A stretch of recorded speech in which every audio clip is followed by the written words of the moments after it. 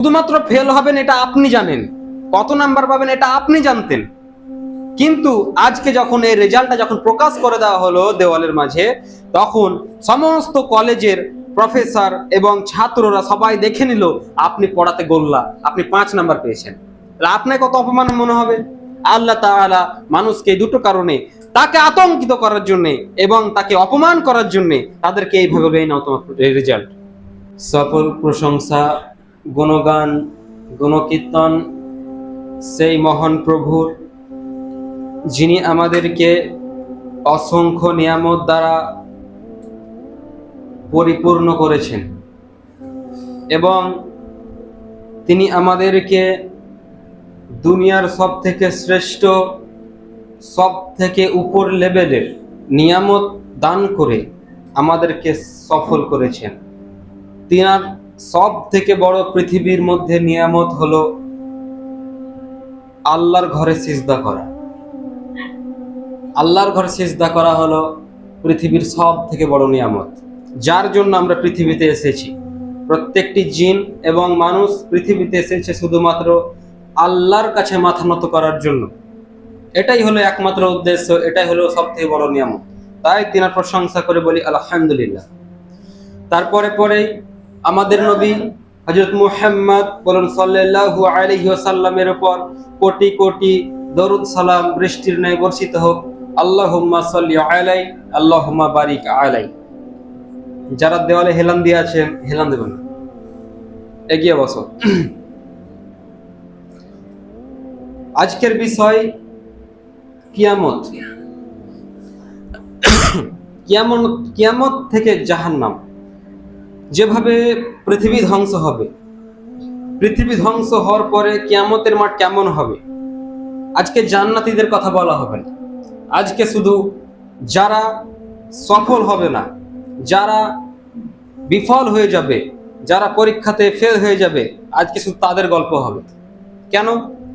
আমরা সকলেই জানি যারা পাস হবে তারা জান্নাতে যাবে, তারা যা চাইবে, তাদের কোনো রকম অভাব হবে না। কিন্তু যারা ফেল হয়ে যাবে তারা কি অভাব তাদের হবে, তারা কি বলবে, তাদের অবস্থা কিরকম হবে, সেই ব্যাপারে আল্লাহ তাআলা ভয়াবহ কিছু আয়াত নাজিল করেছেন, সেগুলো ইনশাআল্লাহ জানবো।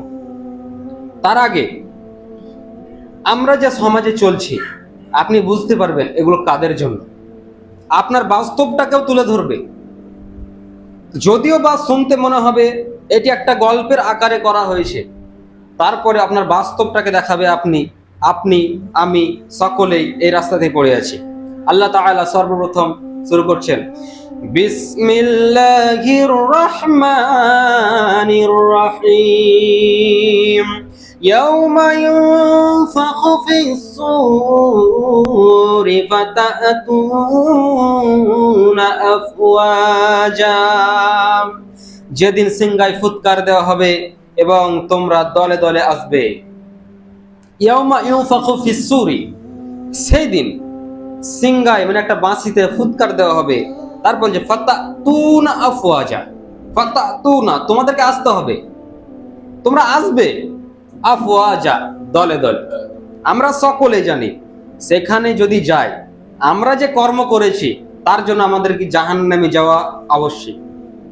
আমরা সকলে জানি আমরা যে কর্ম করে ফেলেছি এর হিসাব দেওয়া একদম মানে আমাদের ক্ষমতার বাইরে।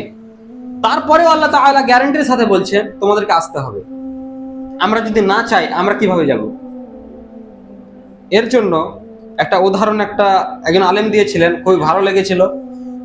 ধরুন আমরা চারজন একটা চাদর চারদিকে ধরেছি এবং সেই চাদরের চারিদিকে আমরা ছড়িয়ে রেখেছি শস্য দানা, আর একটা মোটা পাথর নিয়ে সেই চাদরের মাঝখানে ফেলে দিলাম, তাহলে কি হবে?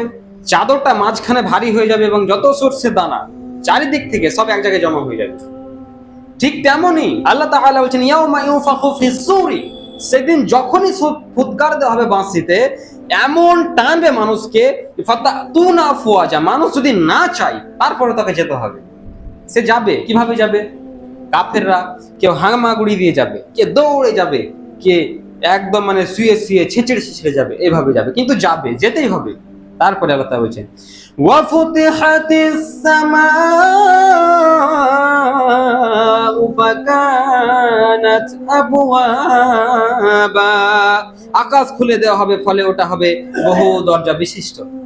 ওয়াফুতিহাতিস সামা, আসমানকে খুলে দেওয়া হবে, এবং ফাকানাত আবওয়াবা, সে আসমানগুলো দরজা হয়ে যাবে। কেন হবে?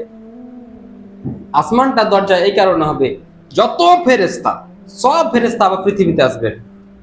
মানে আমাদের মাঝে যে কনসেপ্টটা, আমরা মারা যাওয়ার পরে আমরা আসমানে চলে যাব, এবং কিয়ামতের মাঠটা আসমানে মনে হবে, আসমানে হবে না, কিয়ামতের মাঠ হবে পৃথিবীর মধ্যে। ওই জন্য আল্লাহ তাআলা আসমানটাকে খুলে দেবেন, দরজা করে দেবেন, সমস্ত ফেরেশতারা জমিনে আসবেন এবং সবাই কাতার বাঁধবে। তারপরে আল্লাহ তাআলা বলছেন ওয়াসুয়িরাতিল জিবালু ফাকানাত সারাবা, এবং পাহাড়কে চলমান করা হবে, এইভাবে উত্তোলন করা হবে, উত্তোলন করার পরে সেটাকে চলমান করা হবে, এবং একটার সঙ্গে আরেকটা ধাক্কা লেগে যাবে এবং সেটা মরীচিকায় পরিণত হবে।